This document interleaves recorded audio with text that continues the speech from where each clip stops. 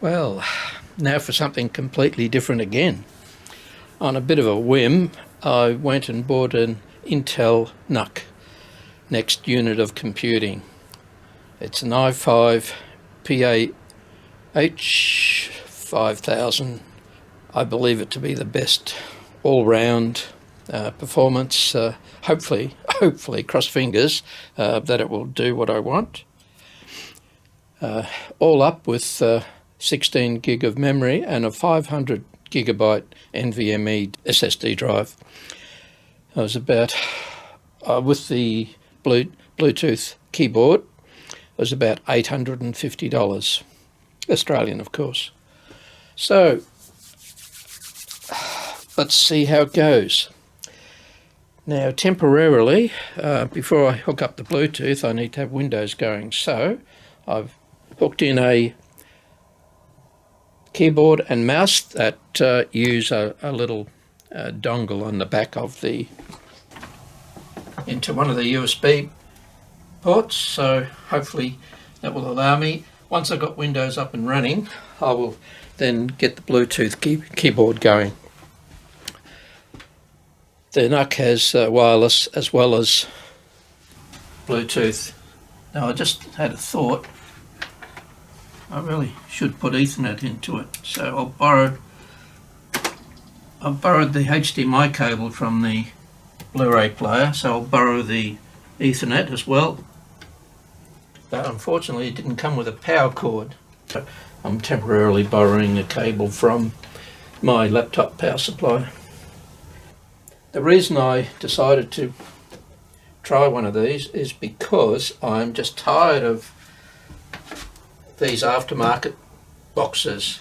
That's a Fetch, this one's an Acetone, the LG Blu-ray player, but there's also others I've tried, Android type devices, and I've never been happy with any of them. Some things work, some things don't. It'll play a video but not the audio, and then another type of file, it'll play the audio but not the video, and it just goes on. So I've decided that I know that with a Windows I guess endpoint, for want of a better word, or streaming device, it's everything I want it to be. I'm hoping that it will do the trick, so we shall see. Eventually this will go into my main home theatre setup, not here, this is just temporary. And the idea will be to be able to use Plex, so I can play my files from my servers. I can play video then onto the screen, and through the receiver I'll get hopefully the full Dolby Atmos, etc. But as well, I'm starting to think that I might invest in Roon, ROON, which is an audio streaming service. I do have Spotify, and yeah, it's okay, but Roon looks really good. I should be able to stream not only to my surround home theatre setup, but also at the same time to my dedicated audio setup. It's in the same room, and so I'm hoping that it will work out fine. It has a HDMI output, a mini display port, so on the back, plus lightning connectors, one on the front, and I think there's one on the back. Yeah, one on the back as well. And the combination of those, you can have all sorts of monitors and so on. But we shall see. If I can have a dedicated HDMI cable going to the home theatre and a dedicated mini port going to a separate monitor to view the Roon menus without having to turn the projector on for the main HDMI, that would be great. But well, I'll see about that. I'll probably have to get an adapter to go from a mini port or a USB Lightning to a VGA monitor, or maybe HDMI or DisplayPort or whatever the other one is, DVI, whatever monitor I have. The TV's calmed down into it's timed out, so turn it back on. This is a 65-inch LG OLED, by the way. Quite a nice TV. Right, so let's plug it in and see what happens. The blue lights come on. Oh, here we go. Ah, well, it's working. Good. Intel NUC. Bootable device has not been detected. Yep, absolutely. Now, what I've done is I've got onto, where's my paperwork? I've got onto a website and got myself a cheap version of Windows 10 Pro. So let's hope that works. So I've downloaded it and put it onto a bootable USB device. Now, I won't go into how I did that. You just search on the net, you'll find somewhere, I think it's CSD or JSD or something is a very common website for getting the list of it. Okay, we'll plug in this boot drive. I'll plug it in the front.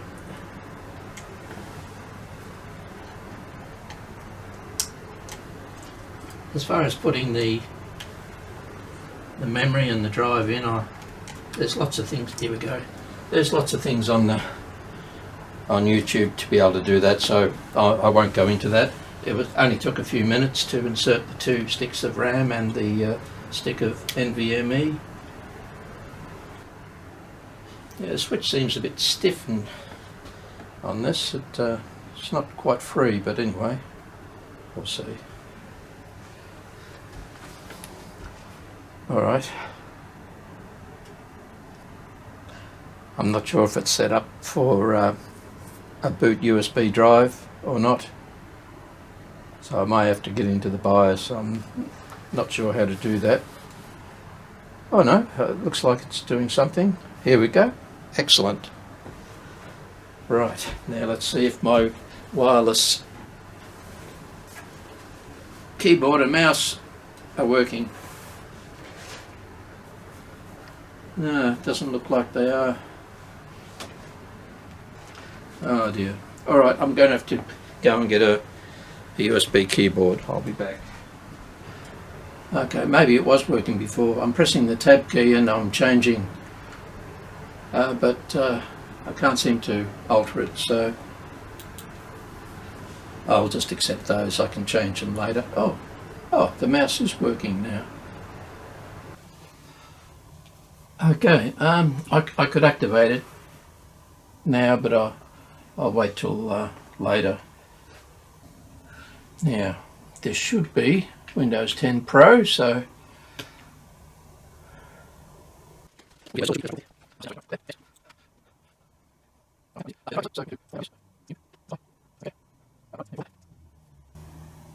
oh, well, already done. Geez, it doesn't take long. That's really quick. Right, next. Here we go.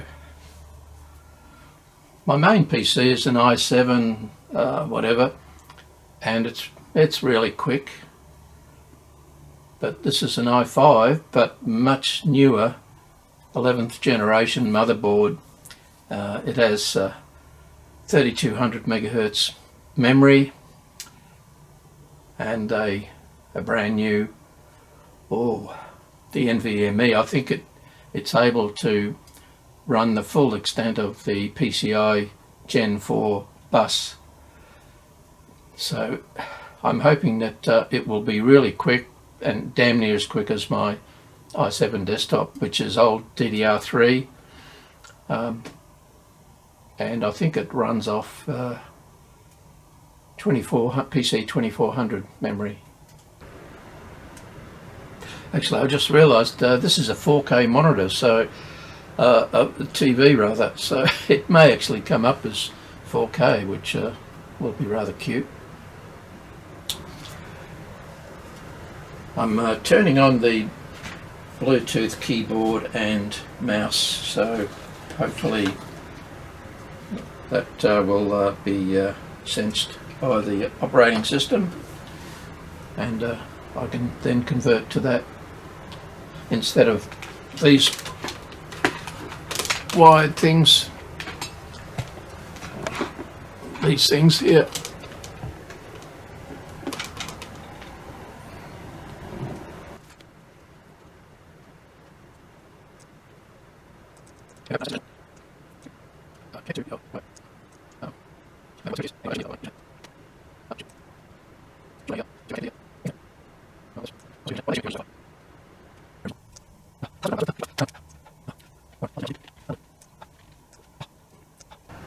Alright, let's see if it actually sees it. Ah, here we go, Ethernet controller. Yeah, it doesn't see it. Ah, okay. This Windows doesn't know what the Ethernet controller is, so I have to download. Yes, I remember now. I need to download the Intel drivers for this. Okay, I've got lots of updates to do. I'll do all that and a lot. Actually, while this is happening, I'll go in and go to Intel NUC and get drivers. Okay, it just took a bit of while to get there. Support, here we go. Auto update your drivers. Sounds like a good idea. Oh, choose your product, blah blah. Oh God, come on, don't do that to me. So lots of things to do. Right now down here in the bottom left you see that it's installing the Intel setup.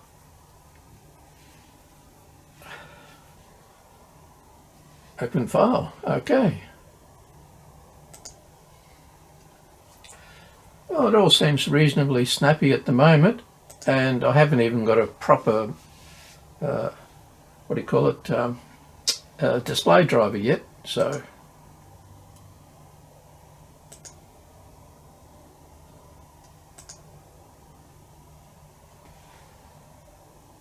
I started this at 7 o'clock and it's 7:35, so far it's taken me 35 minutes to do all of this, from turning it on to installing drivers. That's not too bad. I remember the in brackets bad old days of computers, and it used to spend not only hours but days installing software, getting the right bits of drivers and just trying to make sure everything worked. I've always built computers ever since the 80s, really, where I used to work at Agilent, which was a spin-off from HP, and Varian before that. It meant there was a lot of old computers that were being junked, so as a staff member we used to do our best to get them, and being second-hand we mucked around a lot on them, of course, but we learnt a lot as well, so I feel that it served our company quite well by us using all their old 386s, 486s, Pentiums, and even earlier stuff. But when I left there, I think I was using a 7 years ago, so whatever was the most up to date then, doing the CAD software. Right, restart. Now, before we restart, how's our Windows going? I don't believe it, but I think it actually installed everything. Yeah. Oh, well, that was pretty good. That was quick. And that's all through the Wi-Fi as well. Alright, let's minimize that. Yeah, it still doesn't like the Ethernet controller, but that's alright. We haven't run the Intel thing yet. Firmware, oh, don't know about that. Alright, I think we can reboot.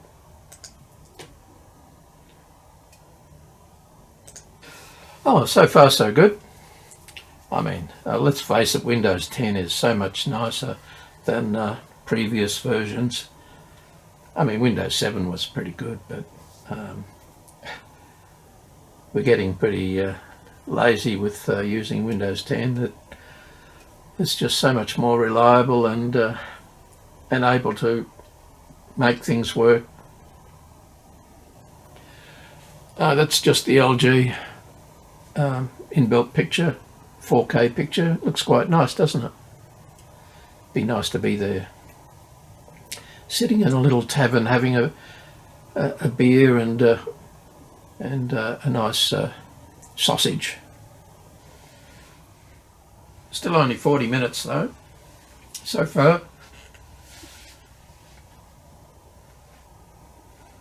I'm noticing there's a bit of flare on the white writing on the camera. Apart from around the Intel NUC logo, I don't believe there's any flare. There is a little bit around the Intel NUC. Being OLED, there shouldn't be any flare or bleed or whatever you call it at all. I'm looking forward to getting this Bluetooth keyboard and mouse working. When you're sitting down in the home theatre doing stuff, it's really nice to have a remote cable, remote keyboard and mouse. Although I must admit, using Plex, I can use a tablet sitting down, or Rune, I can use a tablet sitting down. But if I wish to, I can use the mouse and it'll work fine. I just need a screen big enough that I can see from the seated position, and away I go. That's really what I'm hoping to do, more so than actually using a tablet. If I was just going to use a tablet or a smartphone, it doesn't need to be a Intel NUC. It could be anything hidden away. But I wanted something that was Windows, because I'm tired of all of those Android boxes that I've tried over the years. Also the TVs and Blu-ray players, they have Netflix and YouTube on them, but they're clumsy. Some of the pictures on the LG TV are really nice. I'd like to be able to download them.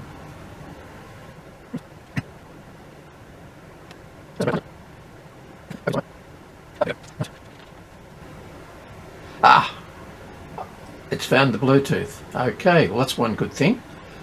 Right, so how can we device?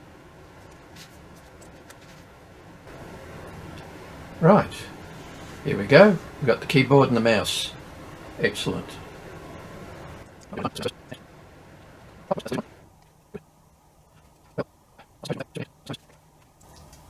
Ah, there we go. Ethernet LAN network. Yeah. NUC 11 PA, that's mine. And let's... oh, it's even a BIOS update. Oh.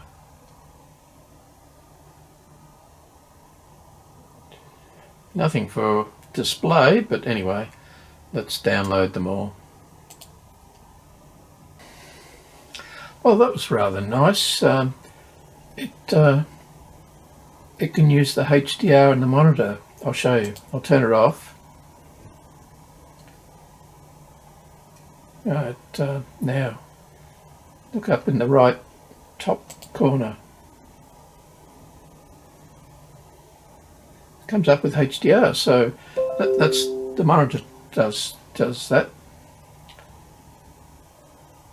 Oh, my Intel Graphics Command Center just got installed. Oh, that sounds good. Okay, yeah.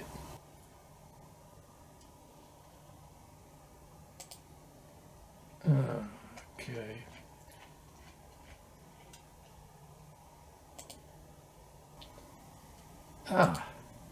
See, now I can choose the display.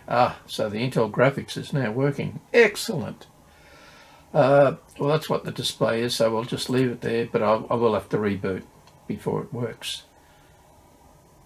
Oh, this is great. I hope my projector works the same way.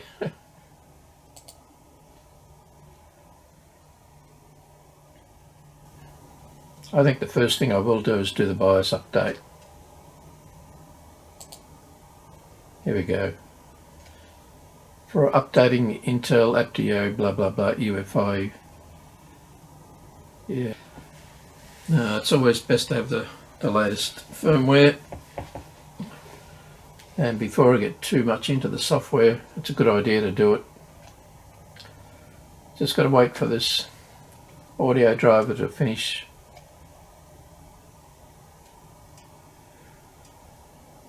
LG TV. Yeah, actually the audio might work now. Don't have that red cross on it. Oh, well, we'll see. We'll see.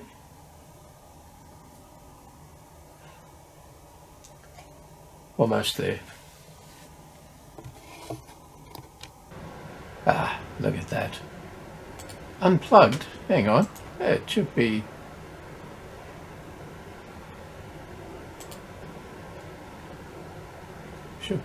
working fine. Unless I pulled out the wrong cable. That's always possible.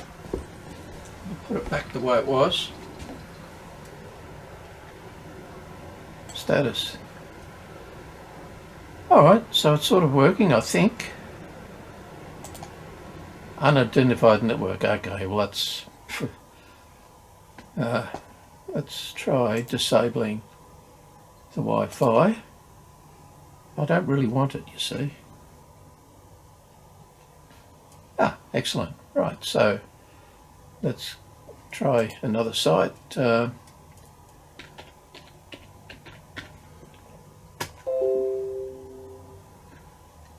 There's my website. Wonderful. So if we go to my YouTube channel,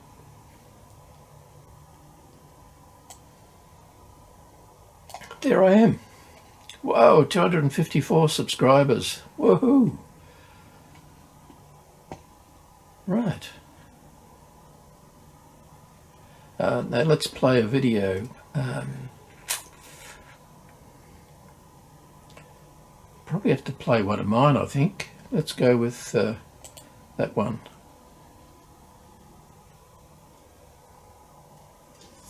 I'm checking out the NUC T100 software. Brilliant. So what we'll do is we'll go to full screen. Fantastic. And basically what it is using a USB sound device. In this case it's an M audio transit. And it's running at 4K. So there's the output going to the input of the deck. Oh, wonderful. All working nicely. I may install Chrome later on, no rush. Plex, P-L-E-X.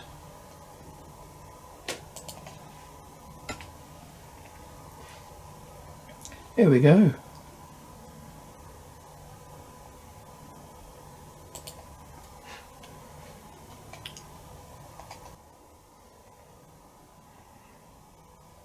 I think it's apps and devices. Yeah, here we go. The thing is, the Plex Media Player It says for Windows Home Theatre PCs, and that's what mine will be, but apparently it's old software. I don't know why they still have it there. They're not supporting it anymore, and it's just there if you want it. Apparently some people prefer it, but the newer one is called just simply Plex, or Plex for Windows, and you can tell by the date, July 17th 21, whereas the old one is May 20th 2020. That's about how old it's ever going to be. So let's download that, the Plex for Windows. And if we go in here, I think I need to log in, so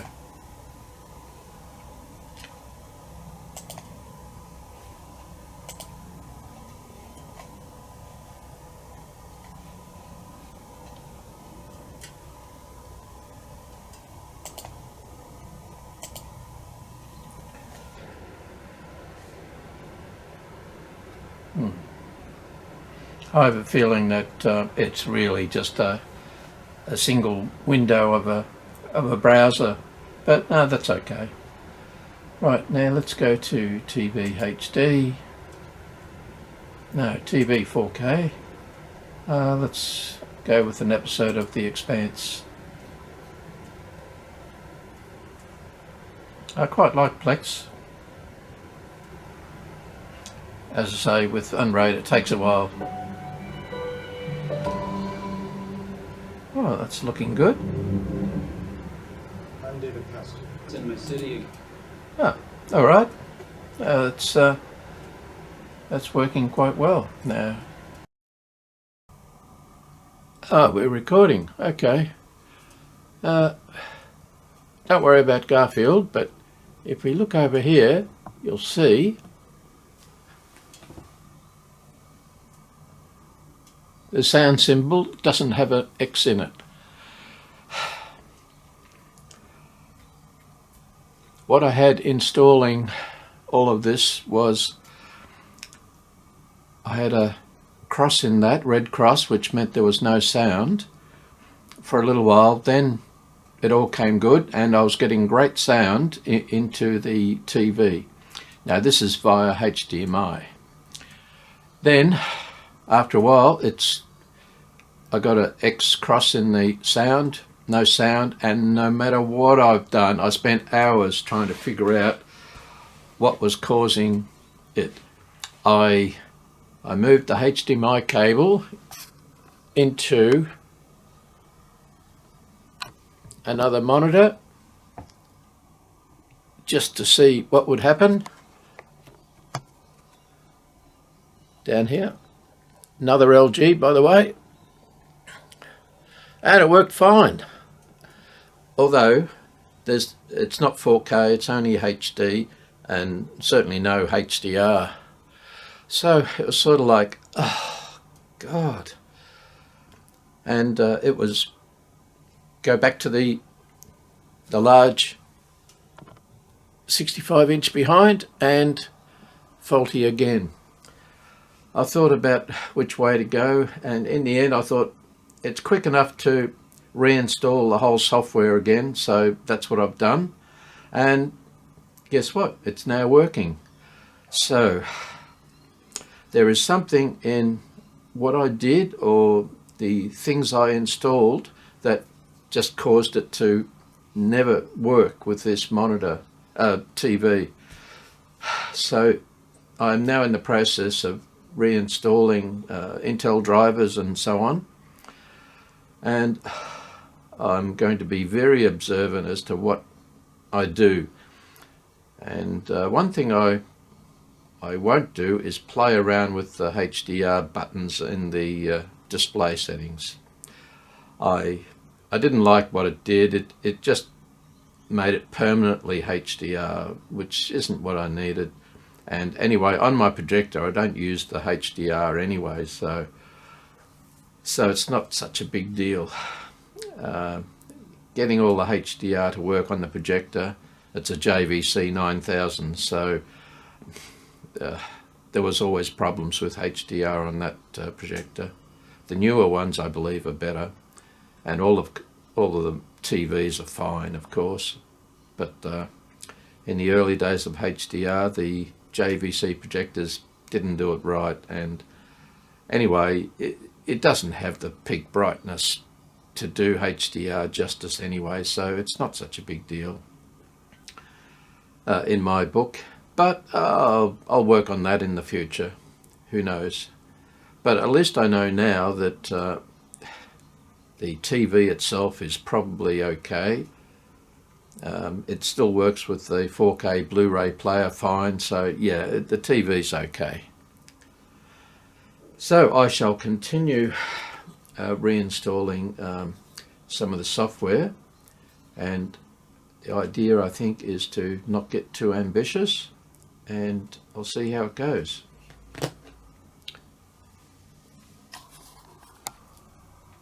To get to the BIOS menu, you press F2 at this stage, and the mouse does work, but only actually I was going to say only a wired mouse, but I'm not sure about that. Down here, the symbol is working now, so, and we're getting sound. How it works is, if we go to the device manager,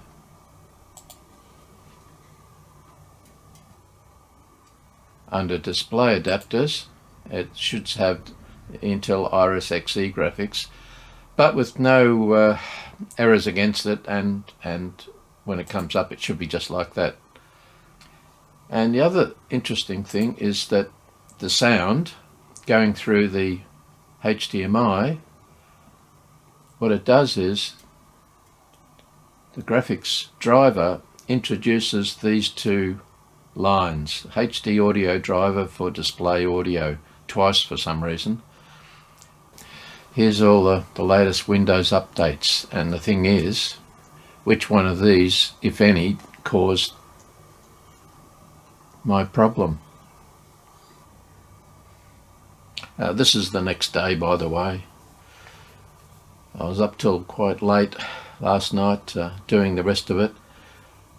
The initial installation was only a couple of hours, but sorting out this audio problem just blew the timescale out the window. Well, after much ado, I think it's mostly doing my job. I'm not doing any HDR, it's just standard def. But what I was trying to do was to get the 4K to work with Netflix. And to be honest, I'm still not sure whether it does, but 4K does seem to be working with Plex. It does work with VLC media player, as you can see by the size of it. And the Netflix app, although when you search for something it says high def, I think it might still be 4K. It just doesn't tell you, but that's Netflix for you. They never tell you what the codecs are.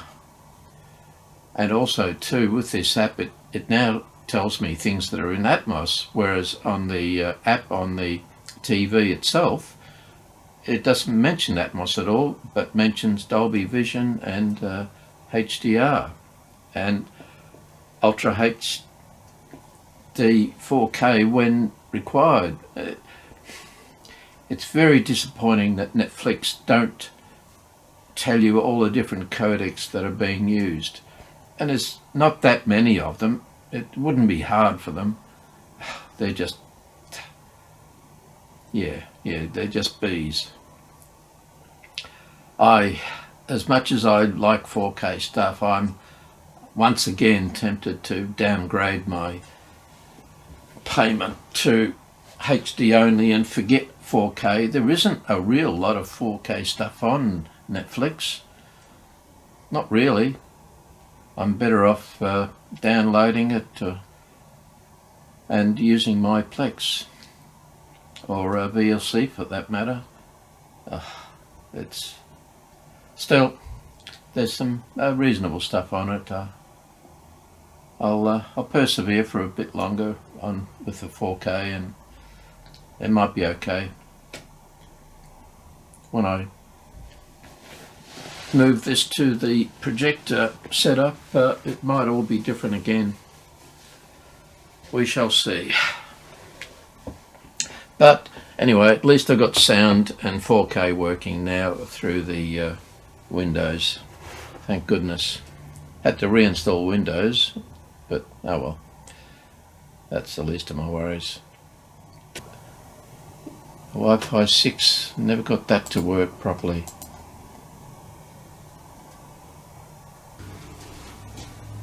Okay, now I've moved the NUC over to the main system in all its messiness, and going to connect up the HDMI to one of the other inputs on the receiver. There we go. I have to use the projector, otherwise it's all just a guess.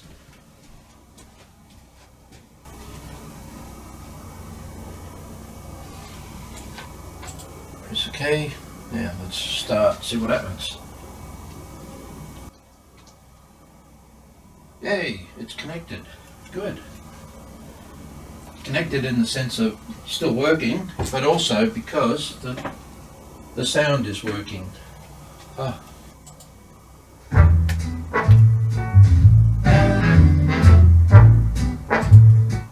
Well, terrific. Now, that's only stereo, so the trick will be now is to see if we can play a movie and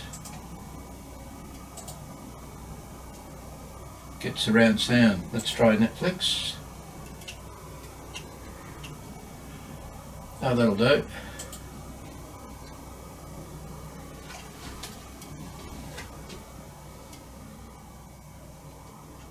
Yes, the receiver has come up with Dolby Digital Plus and Dolby S, which means some sort of surround sound, probably Atmos.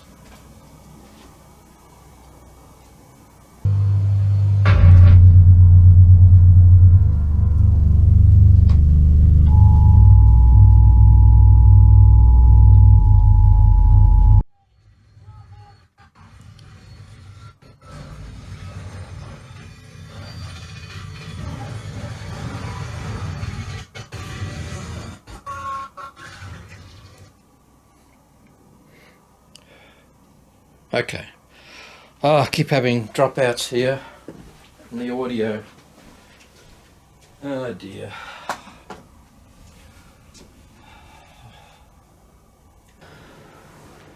Well, I've tried my hardest out, and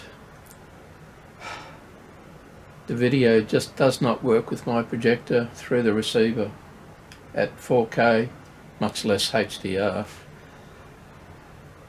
Only works 1080p when it works.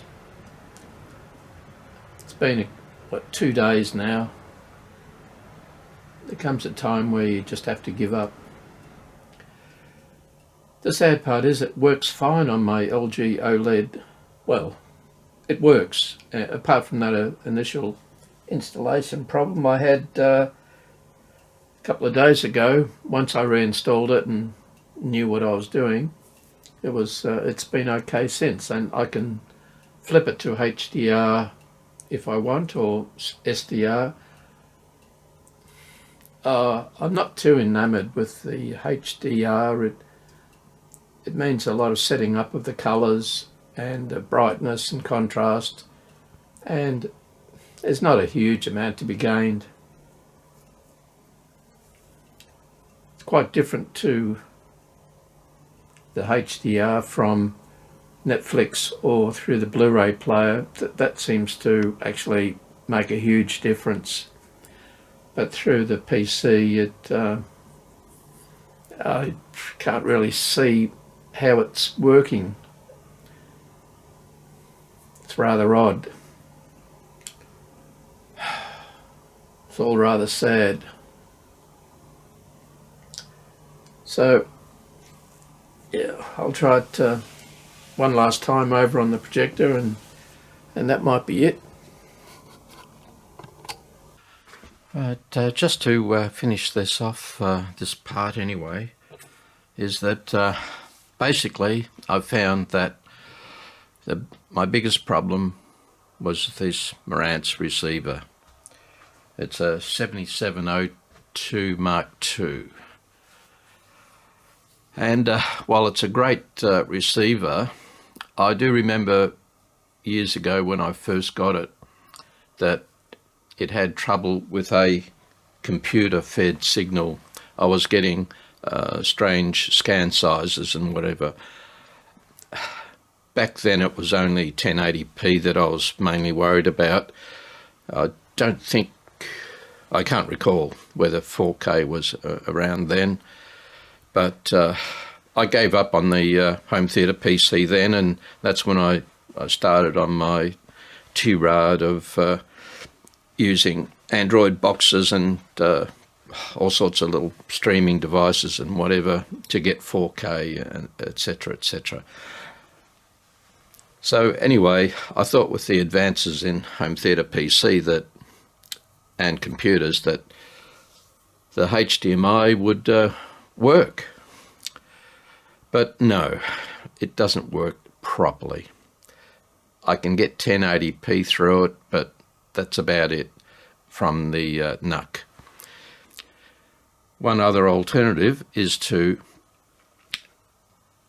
build a large home theatre PC with maybe an NVIDIA or AMD graphics card, Radeon.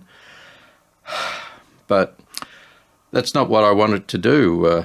I just wanted to try the NUC because it seemed like a really simple, elegant solution. However, after much ado, I've discovered that it will actually drive my projector.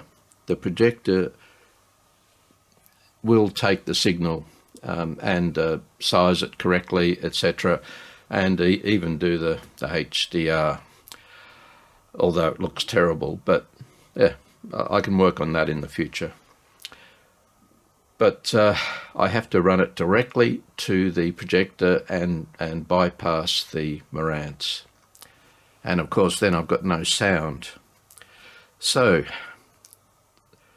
the choices I have is to run it directly to the projector and somehow get sound out of the NUC to the receiver.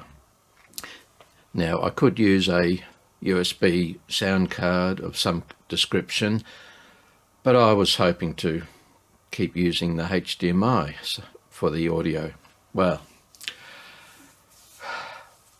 so I'm thinking that what I'm going to try is I've ordered them, and they're not too expensive, and they should arrive in a week.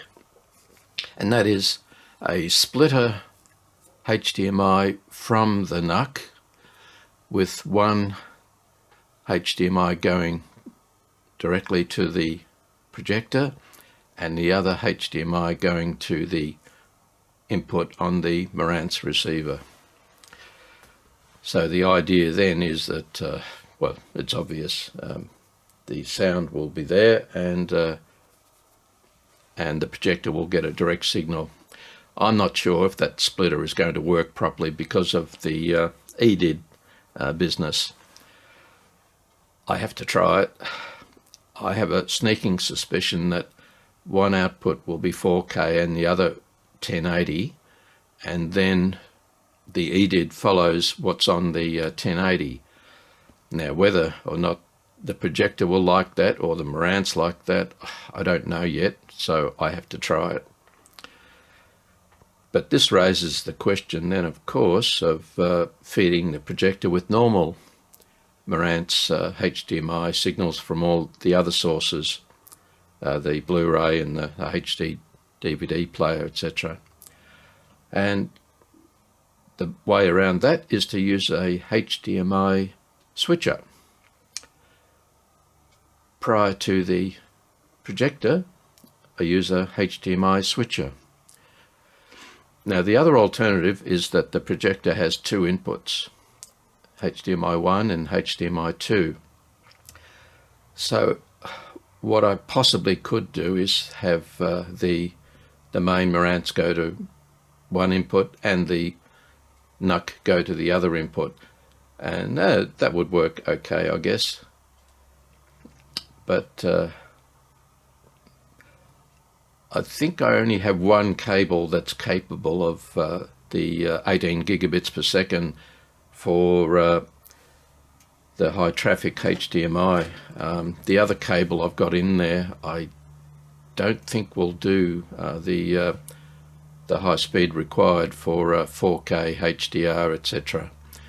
So that may be a problem, which is why a little tiny splitter device prior to sending off to the projector on the output of the Marantz. So the output of the NUC and the output of the Marantz go directly into this little switcher behind there somewhere, and the one I've ordered has a remote control, so that's quite nice. So I can select easily from my seat if I wanted to, and then off to the projector. So anyway, there's a few things to try, so I have to get back to this, and that'll be part 2.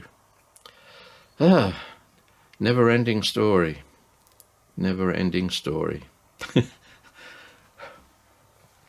I might add that when I had the NUC plugged into the LG 65-inch OLED, after my first problem with installation, it works quite well and reliably. So, which is after all of these experiments, is what brought me down to the fact that to my projector, the Marantz once again was the problem, not accepting PC signals properly. So I shall now see you next time.